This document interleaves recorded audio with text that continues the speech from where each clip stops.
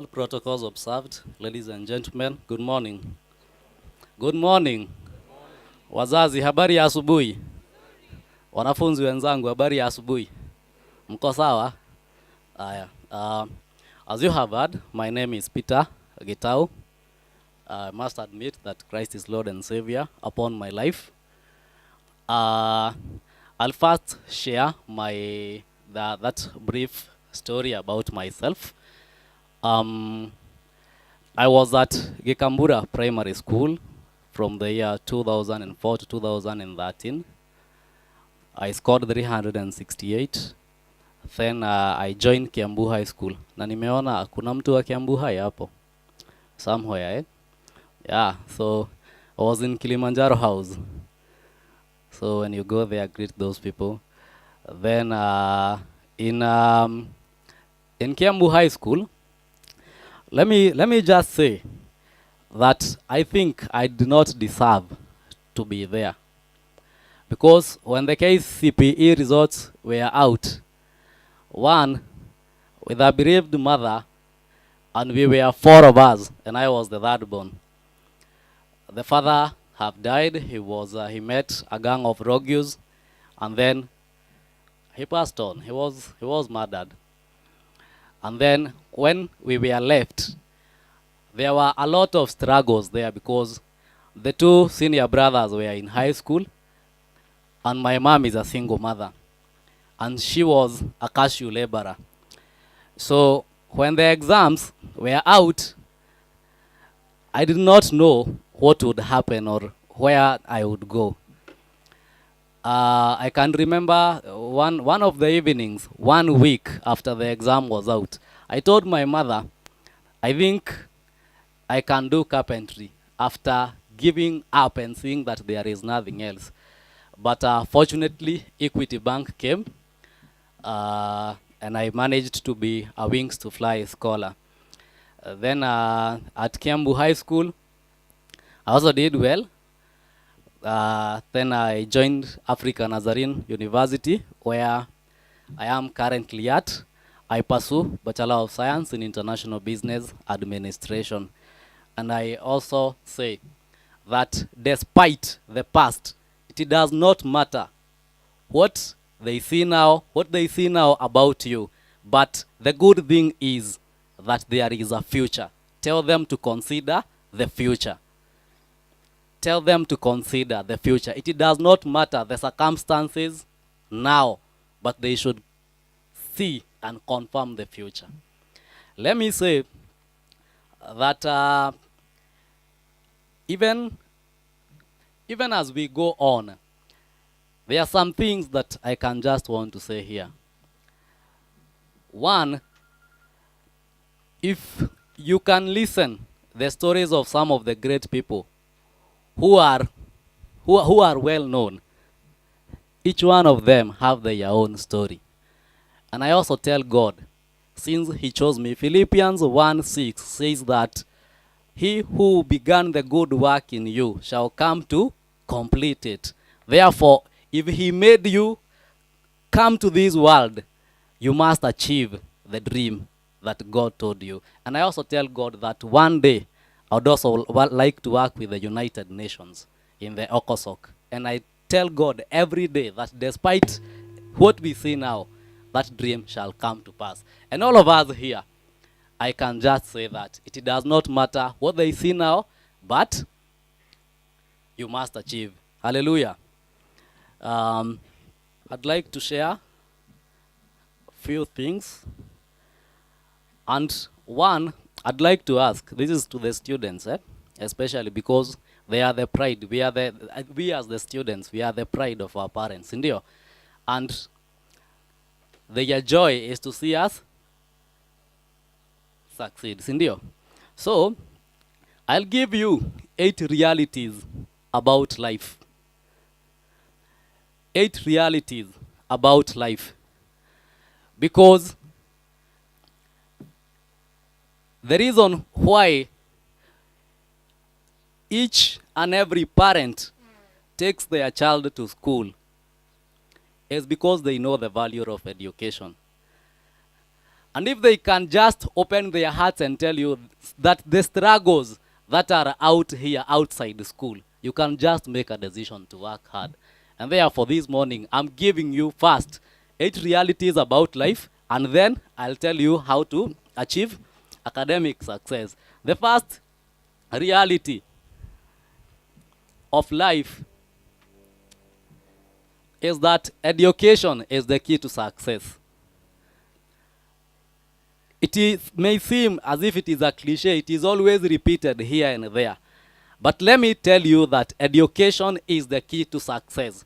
When we were joining high school, as you have recently joined, and still when we were joining university, those who did not join university were telling us, mtatupata tukiwa matajiri, you are going to waste time there. But let me tell you, those 4 years ziliisha, and still these others for university, they'll end, and we are still going to catch up with them. That is not true. Ati mtatupata tukiwa matajiri. Education is the key to success. Number two is that life outside is very hard. Life outside school is very hard for the uneducated people. Why? Number one, they lack skills. The skills that you get in school, I have told you that you will come to apply them later in life.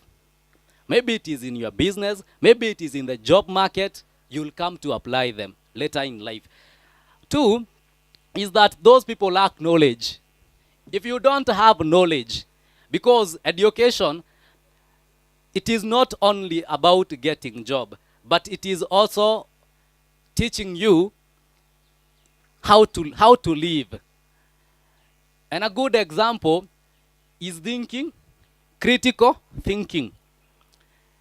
Once, I've seen a person from Kiambu High School, and I'll give you one thing that we shall never forget about the current principal who is there.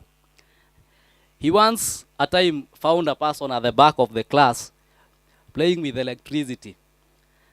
And then he told the person, I wish I had a key. Chukua hiyo funguo. If you bend and take it direct, what do you think will happen? Utachapwa kofi haijuani, haya. Because you have kept your face very well as you bend to keep to take the key.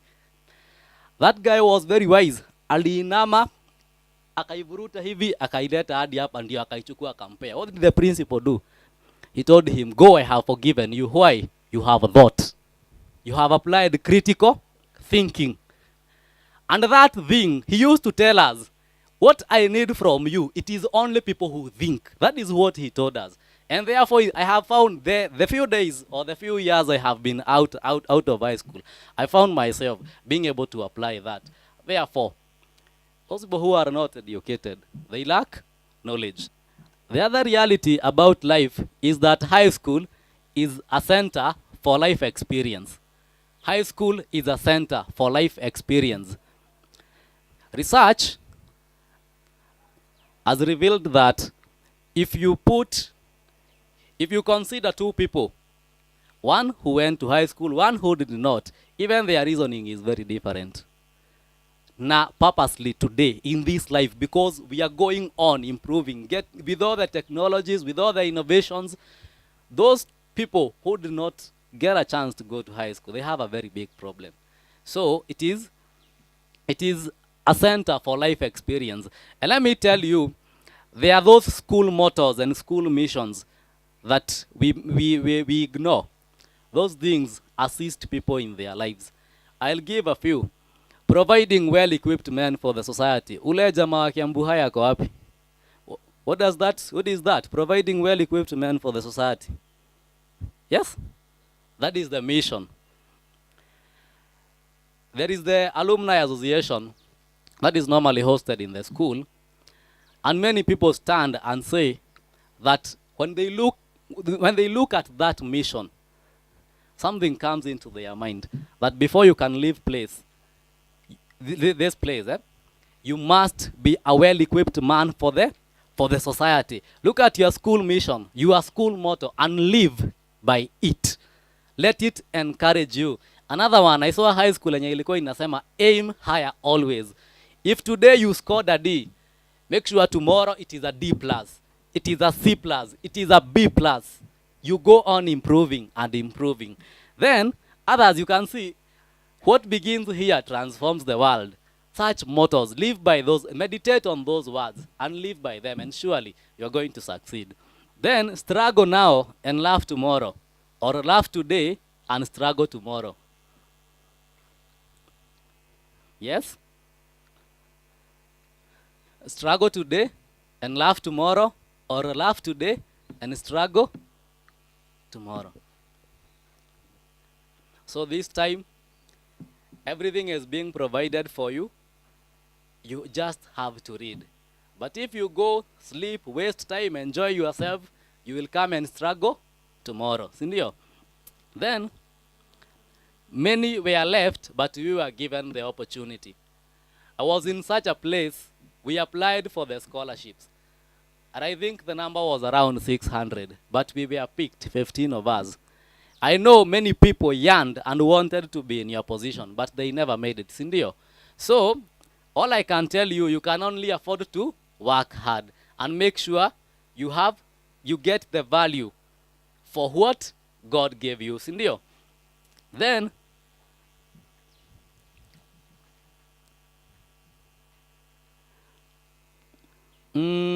those are the 8 realities of life. Because of time, I've been told I'll continue later so that I can give you how to achieve academic excellence, the tips that I used, and where I failed. Because the KCSE results come, kuna zile umepata sana na kuna zile umeanguka kidogo, sindio? I'll still tell you what happened. Thank you.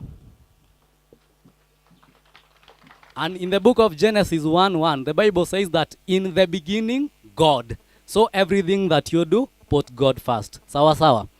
Number 2, there's something we call a SWOT analysis. SWOT. A SWOT analysis. A SWOT analysis, it is done by everybody. If you want to measure the progress that you have made or what you want to achieve at the end of the day. The S stands for your strengths. What are my strengths as a student? Maybe I do well in mathematics, but I am poor in sciences. I am very good in sciences, but I am poor in the humanities. Sindio? So, when you know your strengths, try how you can build up on them. The second W, it's the weaknesses. You can know that I am weak in sciences, but I am very good at humanities. And when you know your weakness, you can only afford to go to those students who perform better. Sikuna wenye who perform better kwa your subjects. You can go to them, or you can even go to your teachers, or you get other strategies that you can use for you to perform better. The other thing is opportunities. What are the opportunities that you have for you to perform better? When I look at all these institutions, these are the best institutions that we have in this country. Ni ukweli ama sio ukweli? Because these are county schools, extra county, and national schools. Sindio? They are good libraries, they are computer labs, day schools lack. There is one, I'm mentoring students there, wananiambianga, even lab, it is one for each and every science that they have. So because you have all those resources, maximize on them. Go there, read, research. You can even research from the internet. Those are the opportunities that you have. And then look at the threats that are there. Yes, niko shule, I am at home, this is what I am doing.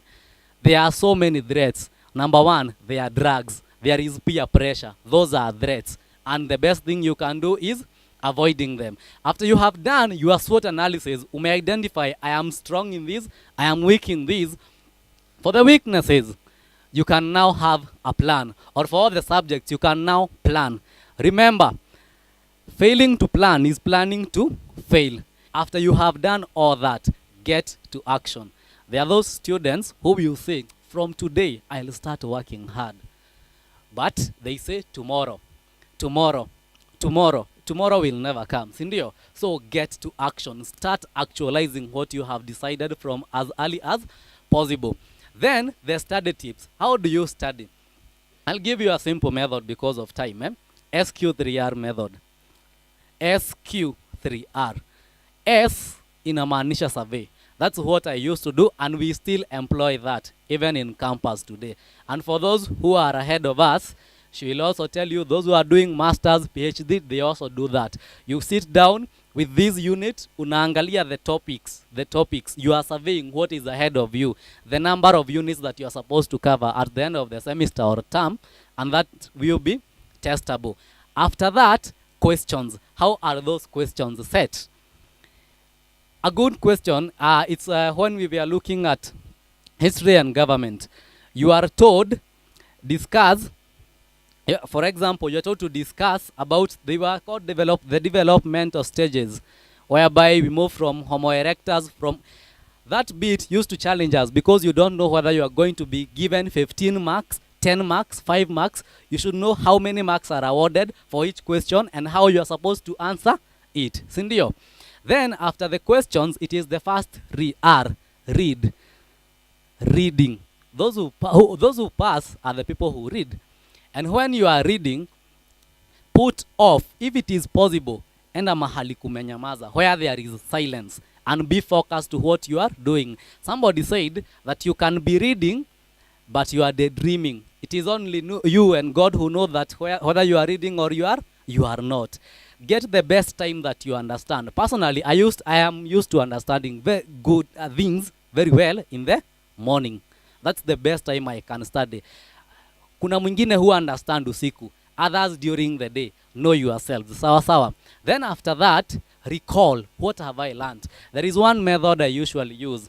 After I have read, taking notes, I'll then make a summary. This is what I have understood. This is what I have understood. And then revise.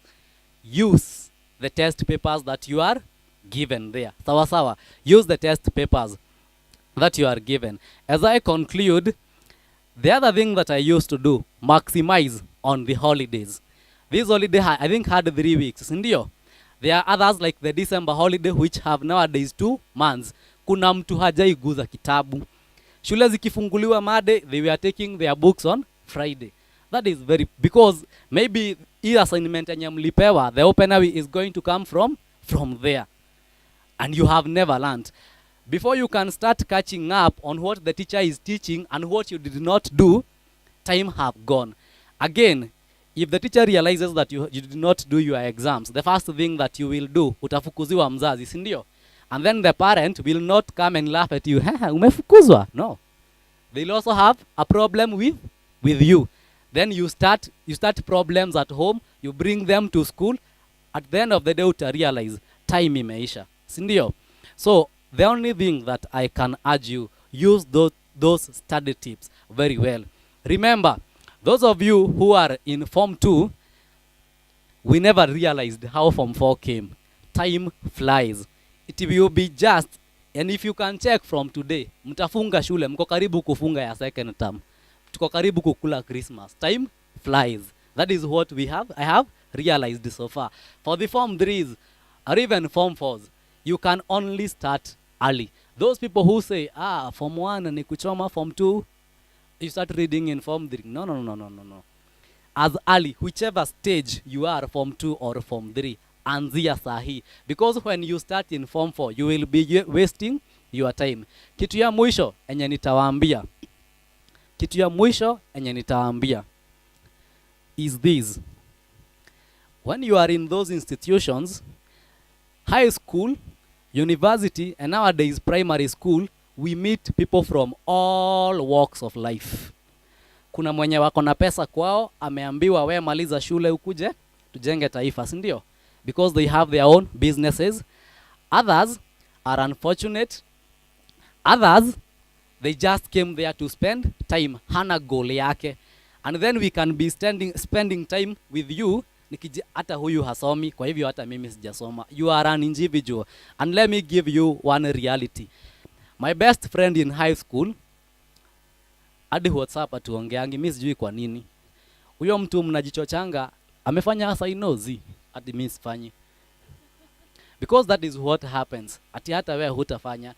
The moment you clear that door, si ulipelekwa peke yako. Na hata kama mlikuwa wengi, utatoka peke yako and then you take your own course of life. Sawa sawa. So you are an individual. I'll get there. May God bless you. Let us excel, and let me tell you, if personally I made it to campus, mimi kwanza naambia kama mimi niliweza, aki nyenye mnaweza. Some of us, if you come to those universities, some of us have come from very low points. Ni venye hakuna time tungeshare.